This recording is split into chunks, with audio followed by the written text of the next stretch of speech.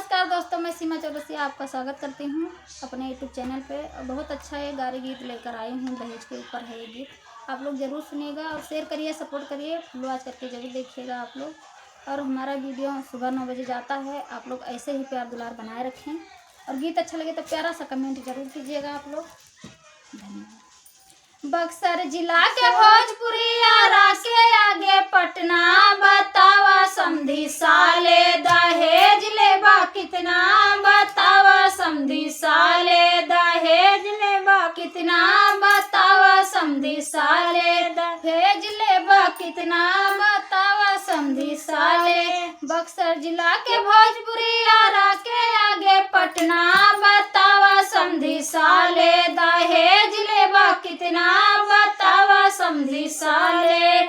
आपकी बोली अड़बी तड़बी, सास की बोली नरमी, जरा हट के बैठो बन्ना बन्नी के होले घर में, जरा हट के बैठो बन्ना बन्नी के होले घर में, जरा हट के बैठो बन्ना। बक्सर जिला के भोजपुरी आरा के आगे पटना, बतावा दुल्हा साले दहेज लेबा कितना, बतावा दुल्हा साले दहेज लेबा कितना। बक्सर जिला के भोजपुरी आगे पटना, बतावा दुल्हा साले दहेज लेबा कितना, बतावा दुल्हा साले। आपके बोली अरबी तड़बी, सास की बोली नरमी, जरा हट के बैठो बन्ना बन्नी के होले घर में, जरा हट के बैठो बन्ना बन्नी के होले घर में, जरा हट के बैठो बन्ना।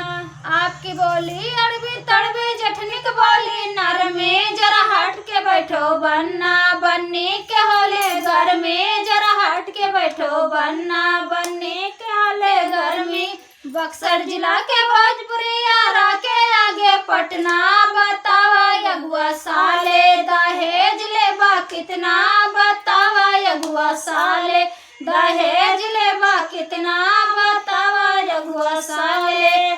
आपकी बोली लड़बी तड़बी, छोटी की बोली नरमी, जरा हट के बैठो बन्ना बन्नी के होले घर में, जरा हट के बैठो बन्ना बन्नी के होले घर में, जरा हट के बैठो बन्ना। बक्सर जिला के भोजपुरी आरा के आगे पटना, बतावा बढ़ती हुए साले दहेज लेबा कितना, बतावा बढ़ती है साले दहेज लेबा कितना, बतावा बढ़ती है साले।